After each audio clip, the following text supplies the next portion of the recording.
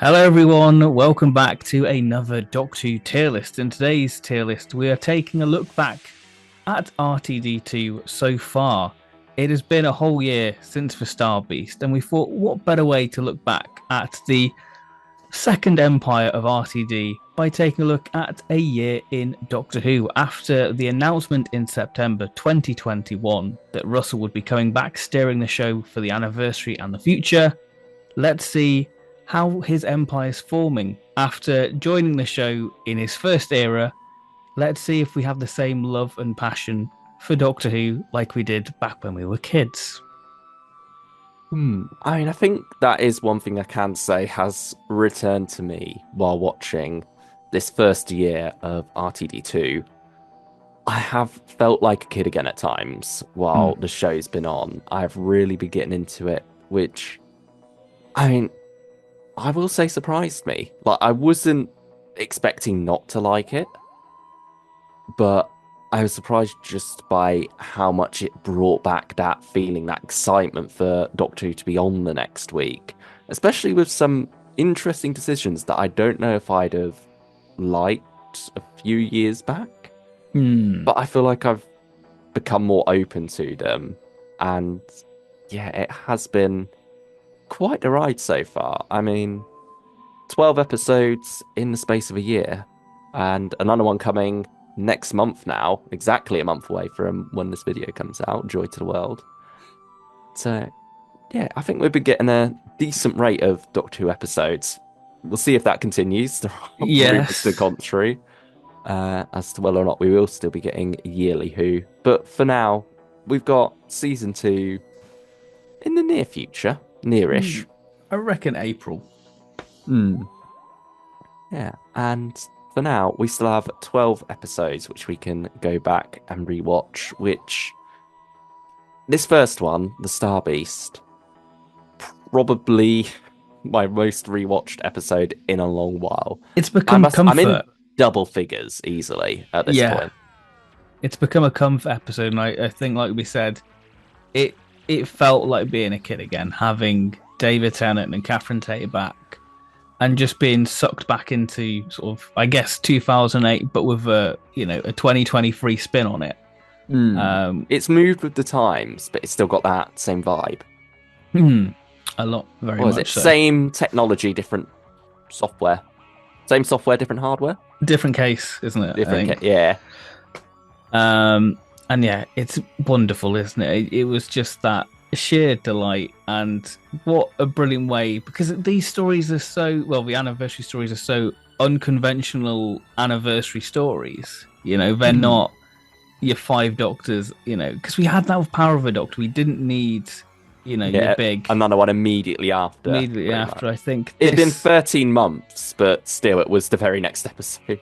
yeah, and I think by doing a story from the expanded media, it was a clever way of honoring the past that way. Hmm.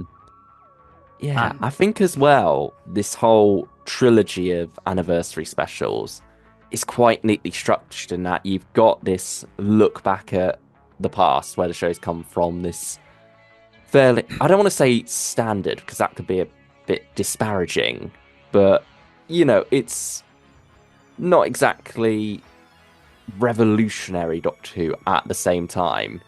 It's the basics done right and a rollicking good time. But with that, you're starting off with familiar territory. It's got that 2008 vibe to it still. You move into Wild Blue Yonder, and that's very experimental, and that's very much a transition. And then what you have with the Giggle is more so the style of what's to come when you get to Shooting Atlas era.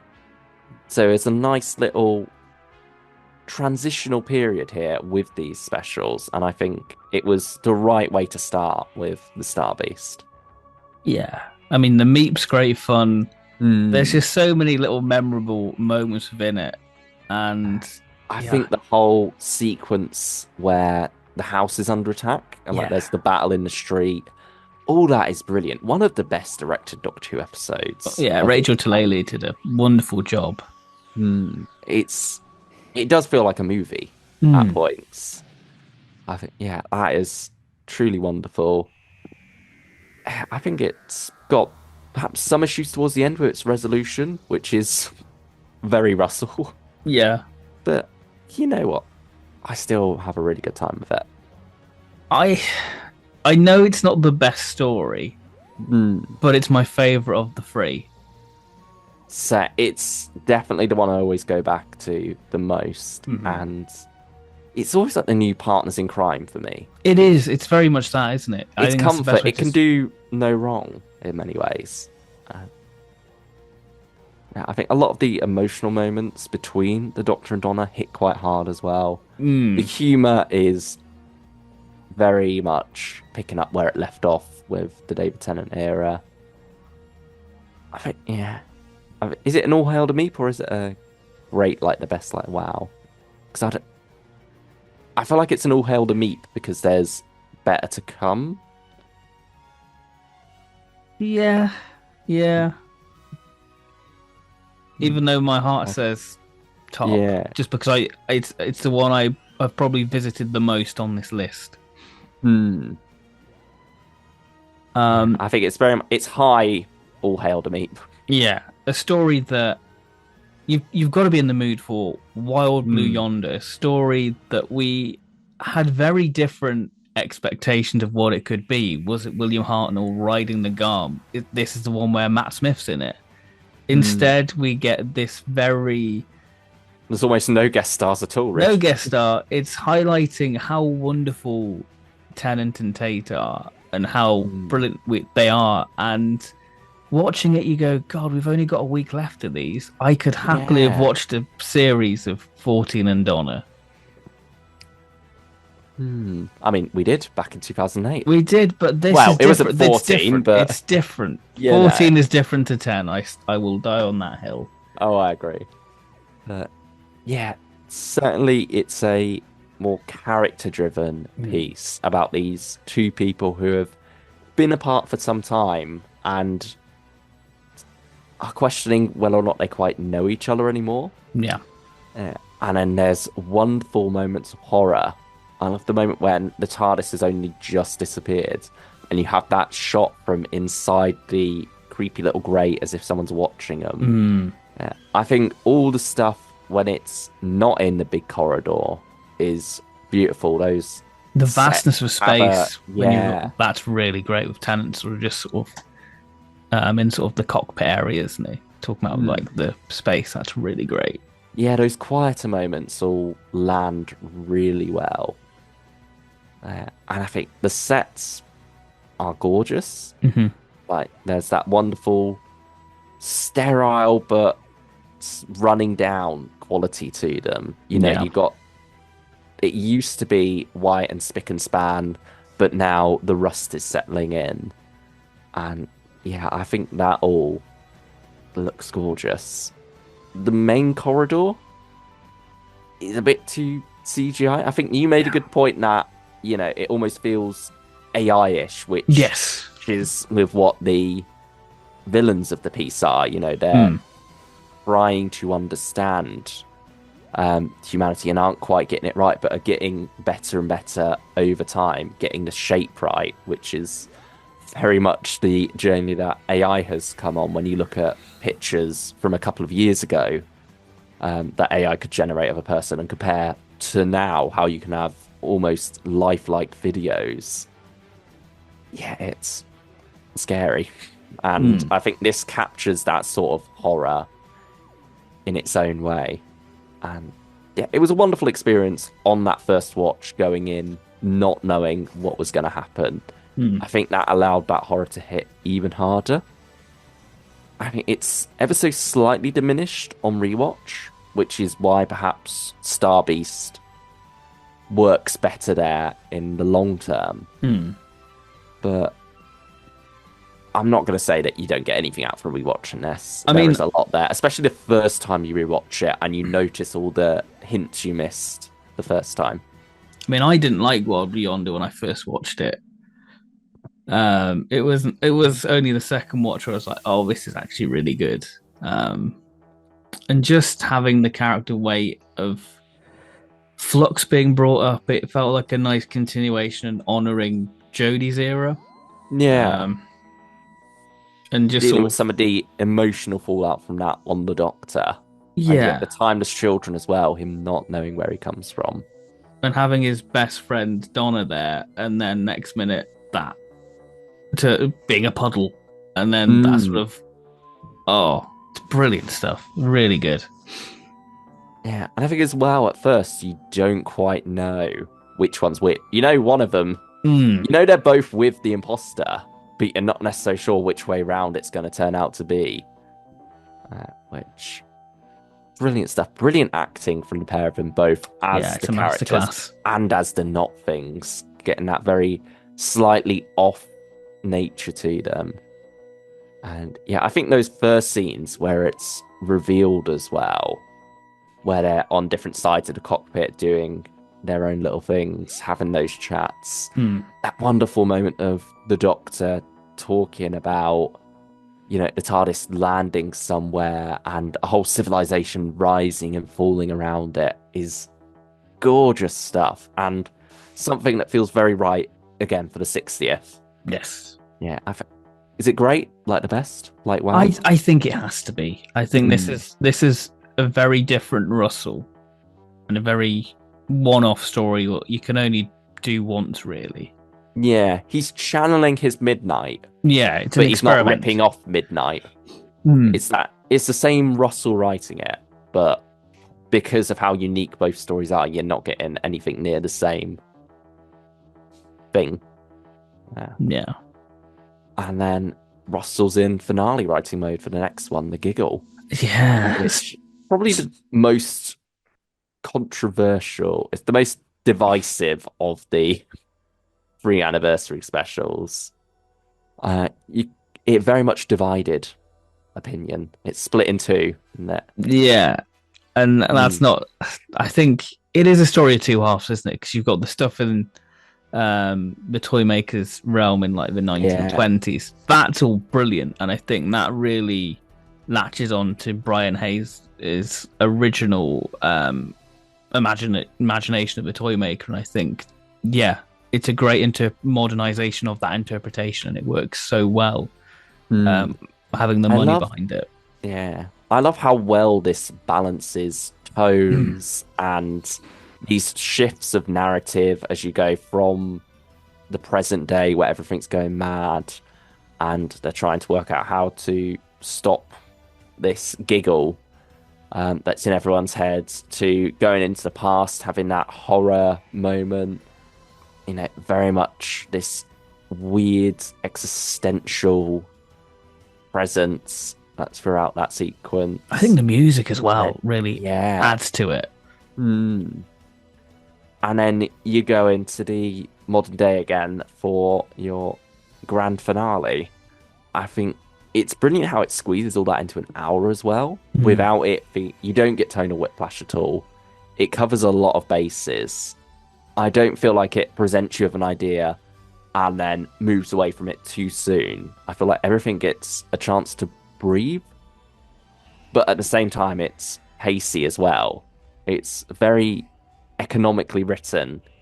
Not a single moment is wasted in this, at least in those first, for the most part, 2/3. Yeah. And beyond in some ways. I think perhaps towards the end, there are certain things that maybe we could have done without. Yeah. The moles. I still don't know about the moles. It seems like a bad ending for Wilf in a way. I don't like it. Yeah. I mean, we didn't speak about his wonderful little cameo at the end of Blue Yonder. That was a magical. beautiful. That was a Yeah. reward for making it to the end of that emotional roller Yeah. coaster. My old soldier. Yeah. Brilliant. Brilliant. Having him Nothing back. is wrong in the world at all now. But I think Neil Patrick Harris as the toy maker is superb. Mm-hmm. A very Can't fault it. fun, a fun manic performance that has that threat as well, that feeling of you don't know what he's going to do next, and he does have the power to do an awful lot. Mm-hmm. I mean, you got the Spice Girls dance sequence in there. Yeah, that's brilliant. That's very Russell. There's a lot of mad stuff that you look at on paper and you think, surely this shouldn't go together. Yeah. A lot of it does. The bullets as rose petals, and the soldiers becoming, That whole bouncy sequence, balls, yeah. really creepy. Hmm. Yeah, it's a great sequence, really. Yeah, you laugh in 1 minute and then horrified the next. And I think it's all played genuinely by the cast. Yes.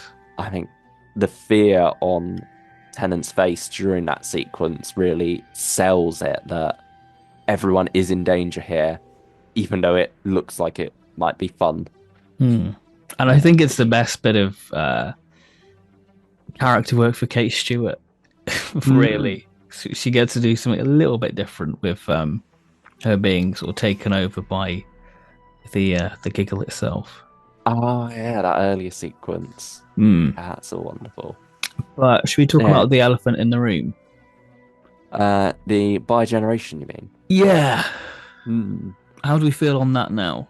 Yeah, because it's been a whole year. We've Hmm. had quite a while to sit on this.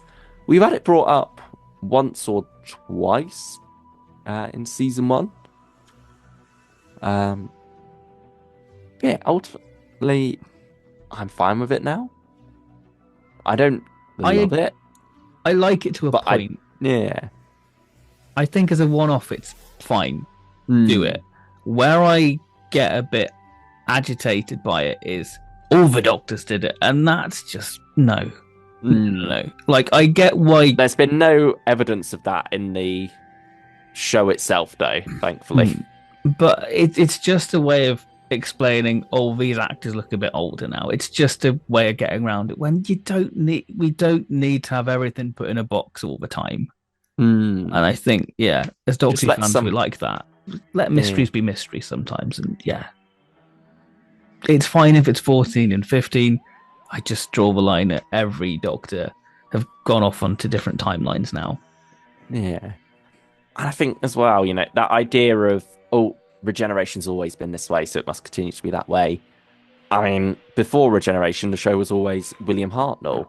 Yeah, There was no inkling that regeneration was even a thing. So why can't we introduce bi-generation, have it be this uh, mythical thing that's happened, presumably because of the toy maker's domain being in play? Who knows? Sometimes these things just happen, I suppose. I think, yeah, perhaps it could have done with a bit more explanation in that department, hmm but maybe that would have just been exposition for exposition's sake, and that's more of a fan brain response rather than a general audience response, because I think most of the general audience just rolled with it, really, I think and people was are a sort of bit happy more to have confused Tennant by it. around. Yeah, Hmm. but I do think it sort of lessened Shooty's moment because Yeah. I felt I was more invested in 14's story than the new guy, which is wrong Hmm. because you want the new guy to be central focus. Hmm. But at the same time, it's still 14's final Hmm. story. So it's more serving to give him a send off. And then obviously you go in full time with Shooty in the next episode. Yeah. I mean, Uh, I will say it's a nice, clever way of doing a multi Doctor story. hmm. Um, a very different way of doing a multi Doctor story. Yeah. It's letting us have our cake and eat it really in a different manner. Yeah. I think I'd have preferred it if instead of the whole pool sequence and the Doctor comes out of the Doctor, hmm they instead did it so that he does regenerate into 13. It's not 13, 15. Yeah. And then it goes a bit weird. And then Tennant comes out shooting or something, or it sort of flicks back and forth a bit, and then they split. Something like that, just so that it is very much shown that both are still the Doctor. You don't almost have that splitting off of, oh, the main one's here, and then this is a Meta Crisis clone, or something like that, Yeah. Yeah. I agree with that. just to give that visual, not distinction, almost whatever the opposite of distinction would be in this Mm. case, to have them both be seen as the Doctor still. And Mm. maybe give him his full costume as well rather than split.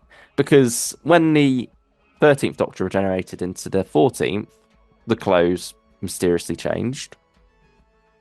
So why can't he regenerate with his full costume? Have that be the costume debut?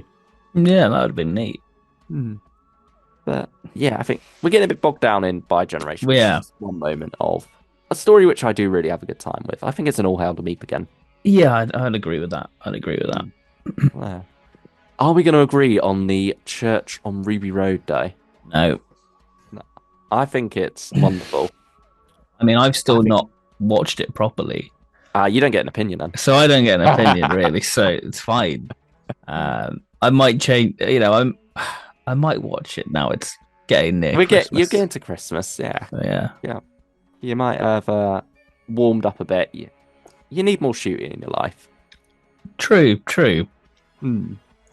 But will it just make me sour even more on the series as a whole, knowing where we Ooh. go? Hmm. Well, hopefully you've then got Joy to the World to Hopefully, I'll bring a bit of joy. Hmm. Hmm. Cleanse your palate, maybe, depending on how that episode goes. Yeah. For me, I love the whole Goblin song. I love everything to do with the Goblins. That whole sequence is just a lot of fun.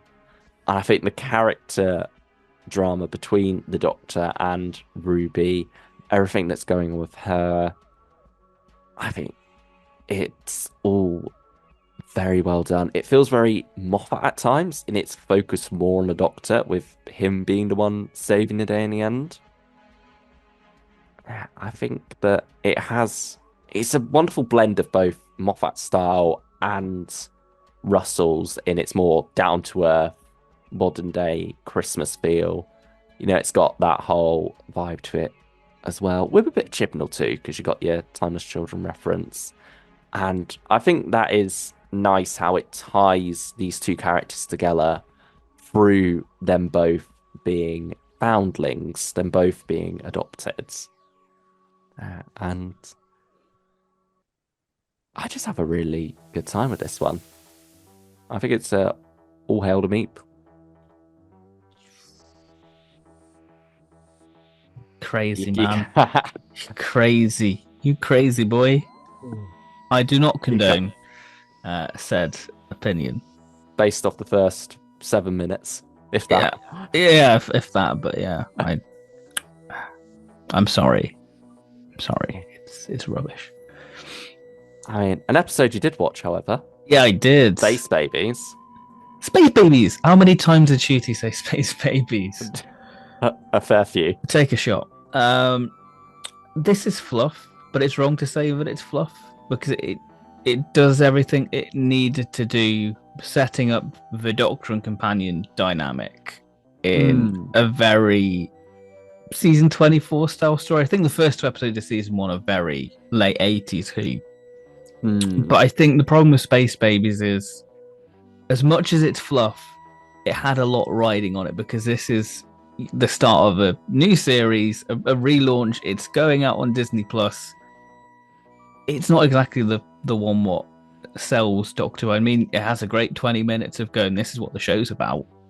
But I don't think it's the best opener for a show, for a new way to hook line your people into it. I don't want to say it goes by too fast as well, but there's definitely something obviously missing with the whole push the button thing. Yeah. Like, that's very much... So it's used in the end sequence, isn't Yeah. it? When he's about to be injected into space, isn't it? And he's like, push the this button.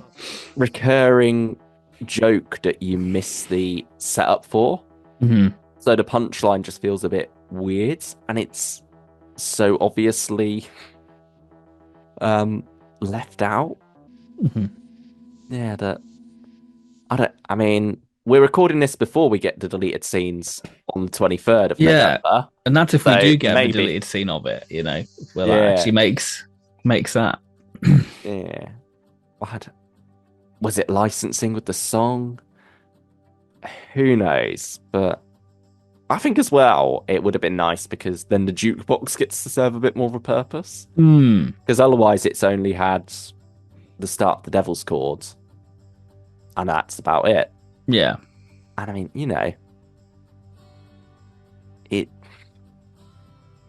it's the new custard cream machine in a way, isn't it? Well, it's like the coffee machine. It's only been used once. It's nice to have there. Yeah. But it's a shame that it obviously had a role in this story that then got cut. But I still have a good time with this. It's mainly down to Shruti and Millie's chemistry. It's a showcase of that, and they are a powerhouse duo.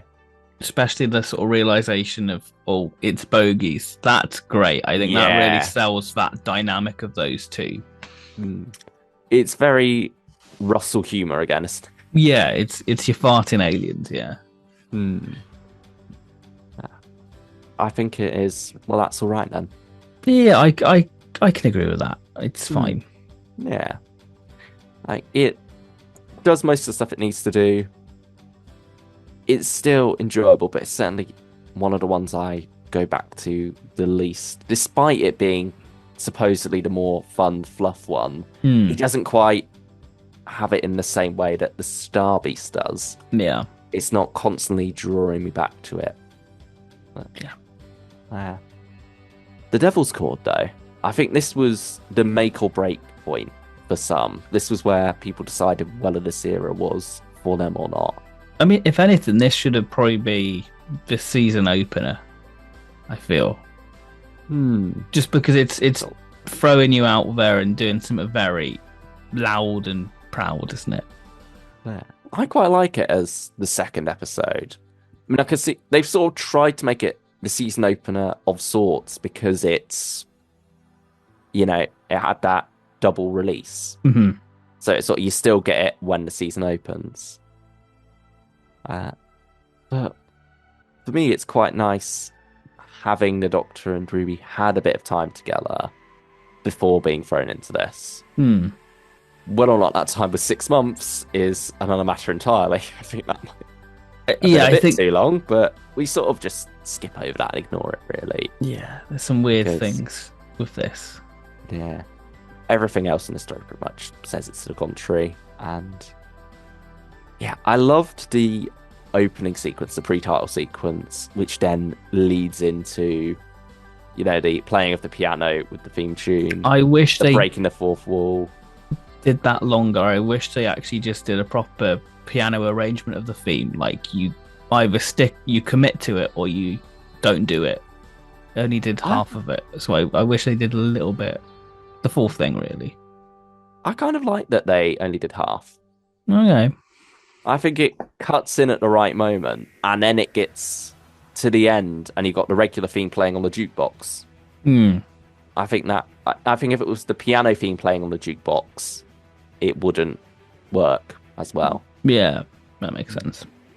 Yeah, and I think, you got like that TARDIS stuttering as well when you do jump to the actual theme. Yeah, I think I do like the theme of the new titles as well. Yeah, that's another great. Controversial the point, updated, I love the them. updated visual, much improved over the 60th ones. I like the bit where the Doctor blocks out the sound of the Sonic. That's a really fun, creative thing, really pushing the boat out. The family moment about talking about Susan. We'll get to that bit towards the end. The 60s are very well realised. Yeah, that's really good. There's a swagger to this one, I feel. Yeah, it's got that confidence of doing something weird and out there, but not feeling at all embarrassed by it. It commits fully and still has moments of threat and gravitas in there. It's not just being, let's do something silly for silly sake. It's, these concepts are now possible in this new version of the show that has been born post the Doctor casting that Salt at the Edge of the Universe.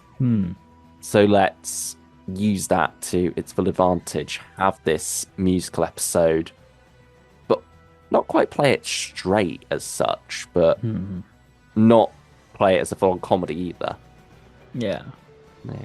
It knows when to make you laugh, and it knows when to sell the threat.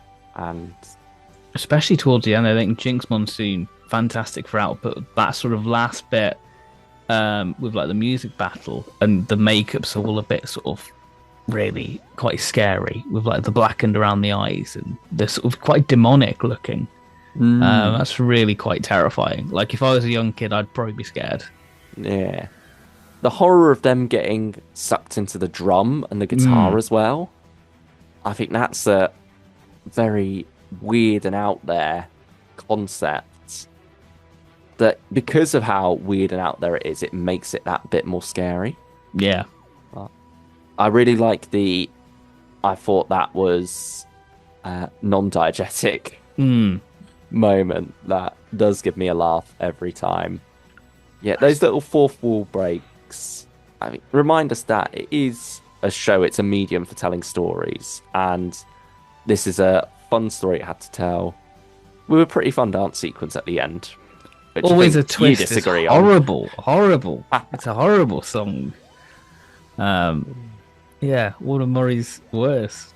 Yeah, I'm not a fan of Always a Twist. Oh, I love it. I think it brings the story to a nice, neat conclusion. That can go in the bin. This one Whereas, for a lot of people say it's like their favorite. hmm, I I like it, but I don't love it. is it All Hail to Meep, or is it Well No, That's All Right then? I think it can I'd, it can stay 73 yards away. really? Yeah, I like it, but I don't. I rather watch Space Babies over Devil's Chord. Ah, I think we'll even it out in the middle then, because I'd say it's All Hail to Meep. I Okay. really, yeah. I think it's a lot of fun. It's not the best this has to offer, Yeah. but I think it's the start of a very strong run of episodes from here, which sort of spoils my feelings on what's coming up. But yeah, well, I won't say how many episodes strong, Mm, but I will say yeah. there is the strongest run of episodes the show has had, possibly since 2008. No, 2010. Yeah. Yeah. That's fair. Yeah, Series 5 greatness. I'm not forgetting that. Uh, but boom. Speaking of Series 5 greatness, that was Mm. series the first by Stephen Moffat. This was his return after a few years away. Did he still have it? I mean, I watched this one again last night actually, Hmm. and I still love it. I think he's very Moffat's very much writing 12 and Clara, and I think this is probably the best Doctor story of the series. I feel, Hmm. even though Rogue is very Yeah, I much the think Doctor's story, I think this is the better one for him. Really, it's a full-on showcase of the Doctor. It's yes. showing that Moffat does get that concept of this alien who goes around fixing things, really. Mm-hmm.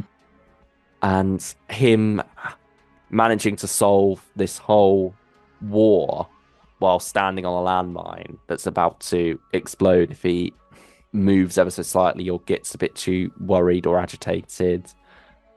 You know, it's a wonderful concept and it keeps throwing more and more curveballs at you. You know, you think the situation's dire and then things get even worse. Phoebe It's gets shot, and you're like, crikey. We're hmm, actually doing this.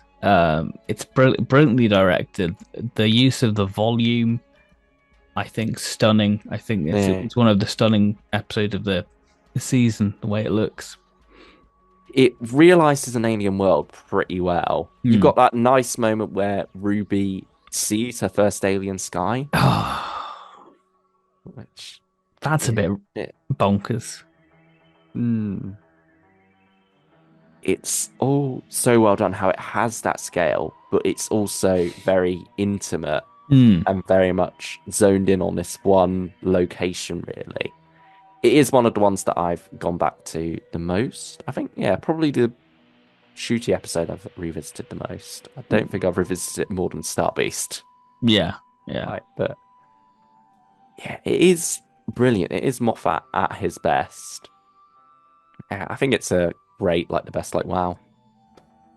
Yeah. I have to agree. I think yeah, it puts Shooty front and center with sort of that sort of ending. Dad to dad. Mm, It's just there's a fierceness there to him, and I think from what Moffat said, he's absolutely more fierce and joy to the world. So I'm looking forward to seeing that sort of take. Yeah. Shooty goes down really. Mm. 73 yards now. This is another divisive one. Mm-hmm. I think some people see it as one of the best the show has done. Yeah. Others see it as utter nonsense. I see it as one of the best, to be honest with you. Spoilers: Boom and 73 yards are the best this season had to offer. Yeah, I think it's got a lot of turn left in it, while also being completely its own thing. I guess it's a bit years and years, isn't it? I like the folk horror element to it. The sort of grounding of that with like the fairy circle, that's all great. Yeah. Much like the Shining Man book from the 12th Doctor era, that's all great. And it's putting Ruby front and center, which is great. Having this early on, I think this is one of the first ones Millie filmed, and she just nails it. Yeah, it's the very first one they filmed, was even before Church from Ruby Road. And yeah, it's brilliant for that as a character piece as we go through these years with her, as people turn on her throughout that because of the mysterious woman, how anyone who talks to her, suddenly, runs away. People are asking, well, what does she say that makes her have that effect? It doesn't. I like that. I like the ambiguity of it. Because nothing it can say would do it for you. Nothing, no answer would be satisfying there. It's the same as the Doctor's name. It's something that's better left as a mystery, and better left as a mystery to Ruby as well. We're seeing this from her point of view. She's never going to get to find out what the woman is saying, so neither should we, really. And I think it's wonderful how the horror of this is less about this real horror of the woman. She's not going around killing people or anything. It's just watching Ruby's life fall apart in a way, having everyone that she cares about and has cared for her abandon her. It's getting into those deeper abandonment issues that she has from being left in the snow on the day she was born. But also having care for said mysterious lady. Like, if she goes on a plane, will she die in the sea? Will that kill me if I do that? There becomes an attachment there. Yeah, there's that nice little come on then moment at the end. Yeah. And that whole thing of, I've been alone all my life, but I've never been alone. Yeah, I think it's very poetic, this one. And that whole scene with Kate where she says, when we see something weird, we make the rules to make it fit, which is the perfect summation of what this episode has to say, really. Yeah. Lots of people read into it trying to make it fit and such, but some of these things in this more fantasy version of Doctor Who defy that explanation, or at least from the point of view that we have as mere mortals, in a way, like Ruby in this story. She's not got the Doctor there with her to explain it all. I mean, it does feed into the finale a bit.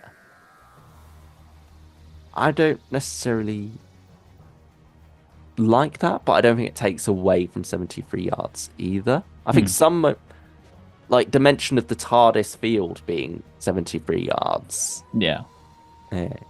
I think bits like that work. But yeah, on the whole, we'll get to the finale. 73 yards, though. It's great. Creme de la creme. Like the best. Like, wow. Yeah. It's a shame that it is the best of the era, I think. Yeah, it doesn't have the Doctor in it. Yeah. Not much in it, which is a shame. He's rocking a great outfit, though. Oh, yeah, I love the beanie. He's a great look for him with the duffel coat. I love that he's always wearing very different costumes, but always feels very doctory at the same time. Like, it's nice that he doesn't have one set look. And I think that's the thing to sort of differentiate his Doctor from the others, isn't it, really? He is a bit of a clothes horse. Yeah. I mean, it's Shooty Gatwa. He looks great in anything. And that's true. They're throwing around quite a few different styles of costumes here for him. which I'm all on board for. Looking forward to seeing, what outfits he's got coming come season 2. But yeah, Dot on Bubble now. Was this the end of the streak? Was this the weird Barbie episode that harped on about the evils of social media and told us all to go outside and touch grass? If you touch grass, you could be eaten by big slugs because Russell says, eat the rich. Yeah, it defies expectations, this one. It did something I mean, very different, has a lot more meat to it than I was expecting. I came away flabbergasted. they released that clip, didn't it, of Lindy Pepperbean sort of brushing her teeth, and you got that sort of Tiswas music, and you're like, oh god, this is going to be like your Paradise Towers. This is going to be rough. And then you get something very completely different within it, and I think this story really enhances on a rewatch because you notice characters' little microaggressions, especially Lindy Pepperbean towards the Doctor, how she just wants nothing to do with him, which then you get to that gut punch moment at the end. Because none of these characters are redeemable. Maybe Ricky, who what a death. What a death. Like, it's so like horrible. It hits very hard. That's the moment where you realize, this is going down a different route, isn't it? And then it really hits you with a gut punch after that. Yeah, I think it's an incredible episode and a very poignant one as well, especially in these times where volatile times, yeah, things aren't getting much better, sadly. And in some ways, social media is making that worse. When you do form your own bubble, these little echo chambers of right-wing opinions where you go down these certain viewpoints that in the end don't even make any sense, but just because you convinced yourself that is the way these things are, it can be very difficult to shake that way of thinking. And that's what's happened to this whole society of quite rich, spoiled brats, really. Yeah. I mean, I'm leaning towards rate like the best, like wow. I'm going all hell the meep. Yeah, I think so. I think it's very much between the two. Yeah, I think it's not quite there, but it's pretty good. Yeah, I think it's a very powerful one. It doesn't quite hit in the same way while Blue Yonder, Boom, and 73 Yards do. But it's still a heavy hitter. Yeah, and certainly not what we were expecting from it. But yeah, which is good to be surprised. Yeah, I think that's one thing that this era has done very well, is pulling the rug out from under you and having a lot more substance than you might first think at first glance. It's very much a don't judge a book by its cover, this era. Yeah. There's a lot to say. Yeah. Rogue now. This is one... Oh no, go on. I was going to say, this is probably your most conventional Doctor Who story of the bunch. Which is funny because it's the only one of this whole tier list that's written by new writers. But I think it's conventional done very well. It's traditional Doctor Who. It's trad Doctor Who, but fun. But I think also done through the lens of a more modern pair of writers. You've got the whole things about cosplaying. It's a commentary on fandom, isn't it? Because how we as fandoms we become so engrossed in something and we burn ourselves out on it, and that's very much for children, isn't it? They get so engrossed and they eat it up and then they destroy it, And it's a vicious cycle for fans. Yeah, you got all the Bridgerton references and stuff. It very much feels like Doctor Who made for a slightly younger generation. Yeah, but traditional at the same time, which is it strikes that weird balance. I love the romance between the Doctor and Rogue. I think those one episode flash in the pan whirlwind romances can be quite hard to do and believe. This one feels believable. Jonathan Groff as Rogue himself. I think they earn the relationship. Brings a lot to them. Yeah. It focuses a lot on the pairing. and their flirtations and such Just as the the scene story on the progresses. balcony Yeah. really sells it. Mm. And it is actually quite moving at the end. Hmm. I think it feels like a newer Girl in the Fireplace in many ways. It's doing that style of Doctor Who romance, which I think is where romance and the Doctor work best as these one-off episodes. And why wouldn't you do a romance in Regency, England? Mm, It's a exactly. prime setting. Yeah, exactly. I'd say all hail to me again. Yeah, but yeah, We're skewing quite top heavy with this. yeah. But I It's feel always like there's something coming. mm, it's been waiting. It's been It's the one who waiting. waits. Oh, Well, Legend of Ruby Sunday first though. it's I reactionary still think TV. it's yeah. I still really get a kick out of it though. The Yeah. excitement that builds at the end. I think it's all very well edited, written, and directed. Even though you're being emotionally It's gonna manipulated by it, I suppose. You know it's tricking you. It still hits. It's still a brilliant reveal. I think it's something music. that Russell Yeah. has always done well with his particularly two-parters. He knows how to craft a cliffhanger, and this one has that. Hmm. Yeah. And I think as well, all the building up before that as well is quite nice. The dread of it, wondering what is going on with Susan Twist. You know, that mystery, that building up to the reveal. The sequence when they go back to Ruby Road, and then that strange On the time whirlwind window. of sand, comes along, and I can't remember the character's name now. Cheadle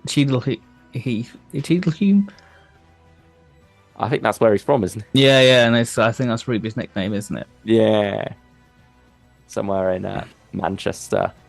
But I think that all builds some intense dread as well. Land And I of just remember Beasts, the yeah. whole time watching it, thinking, "Are they going to do CTEC? Are they going to do CTEC?" Looking at all those clues, and then the vilification when that does happen. It's satisfying, yeah. Yeah, getting vindicated by that was nice. And also, just the excitement of, oh my goodness, it's Sutek. Hmm. Oh, he's a big dog. That's a bit weird. But anyway, it's Sutek's. We'll get to the big dog. I think it's all that's all right then still. Yeah, I'd agree, yeah. I think it does have a good amount going for it. And now, Empire of Death. I think it's the one that has made a lot of people sour on the whole series. Especially with how it, pays off pays off in quotation marks, certain mysteries throughout the show. Like that whole weird bit of, oh, you were being named by your mum the whole time. With the finger pointing. I don't mind Ruby's mom being an ordinary person. No, I think that works. That's fine. That's a nice character full moment. And I think the character side of this does work. But as you're saying, where I draw an issue is why she got a blooming cloak over her head. Like, she's got a flair for the dramatic. But just have a hoodie and being named Ruby because hey, that's a road you're on. There's a level of trust between you and the creator that you make a pact that I trust you, but you're gonna do something satisfying. This destroys that contract of trust, and it just makes you go, well, why should I care? Why should I care? Exactly. You become a Cyberman. You're converted by this. You no longer have any emotions by the end of it. Because you think, well, why should I get invested in the stories you're telling me when you've burnt the trust here? Yeah, because it does then tease you with Mrs. Flood, and you're like, I don't care at this point. Yeah, it's like, is this all going to make sense in the end? Because certain moments of this, I think there is more that makes sense in this than is given credit for. I think Are it you trying to does have defend quite a this? few explanations. But, well, I'm defending it as not as bad as some people say, but also I think it is the worst of the bunch here. It's the And it worst does have a Russell lot. finale ever that he's done. Yeah. I think as soon as I saw Kate get turned into dust, I was like, right, we're getting the classic Russell here. Yeah, it's the Davies Ex Machina at It the end. it almost The feels like whole Legend of Ruby Sunday should have been 20 minutes, and then we should have had Empire of Death be, a part of the Legend of Ruby Sunday as well. I feel like we're missing a chunk of the story.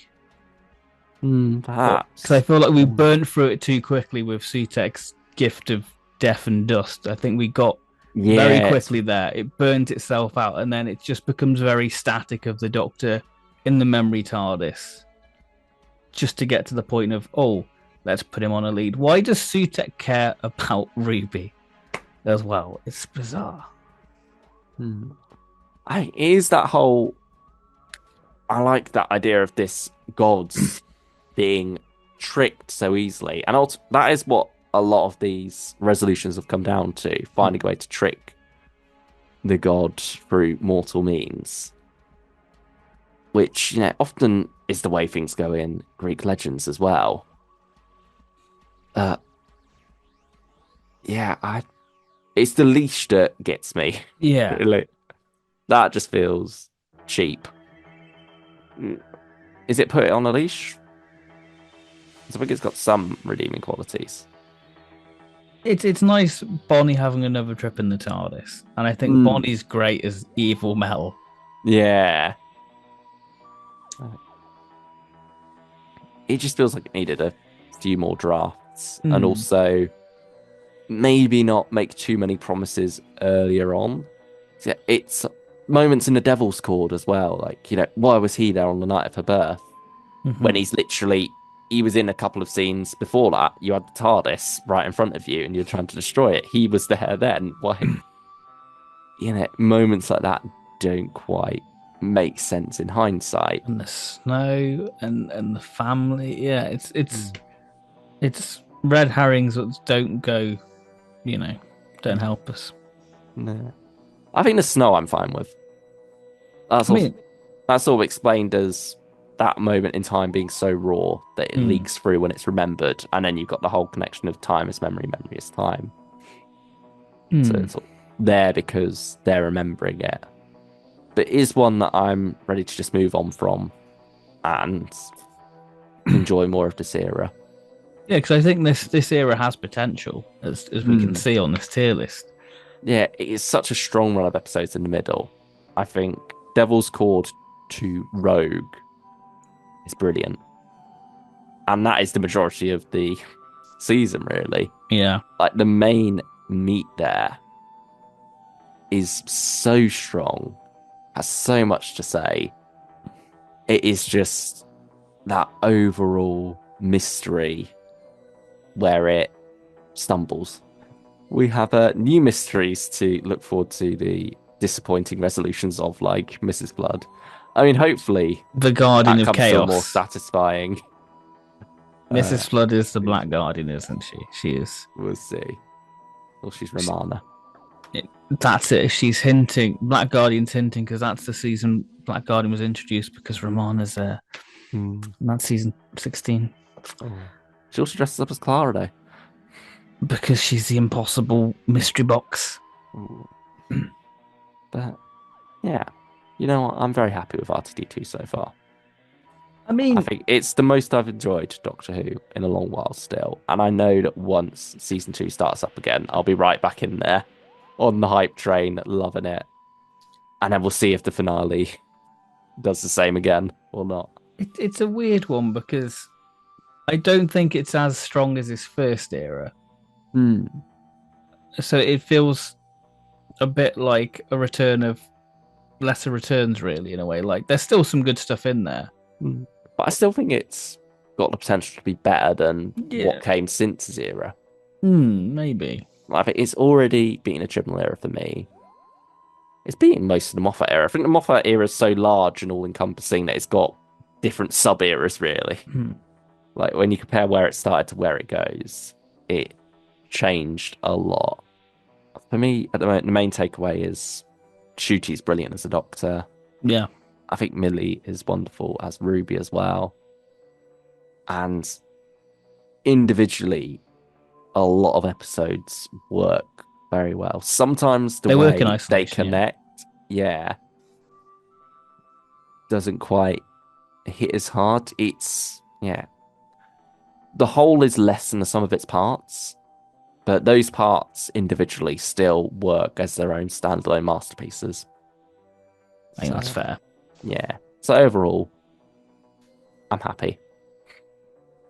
Are you happy? Are you happy, Ben? Are you happy with your life?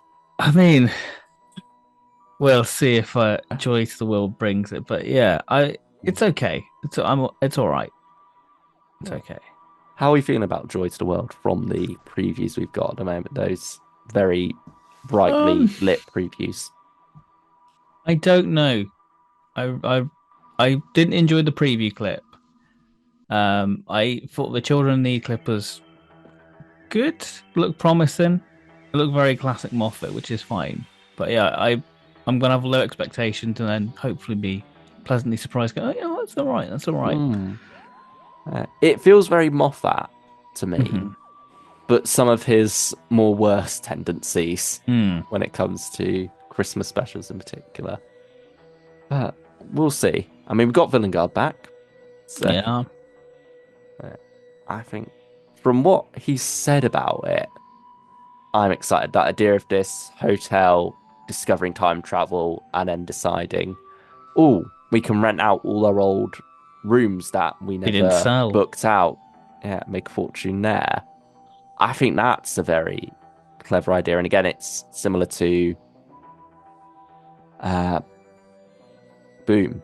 It's that critique of capitalism that feels quite strong and something that obviously is of keen interest to Moffat at the moment. But yeah, it's just everything I'm seeing isn't quite lining up with what I'm hearing. Yeah.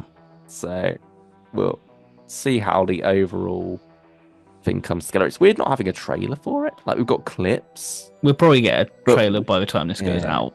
Yeah, 23rd. Who knows?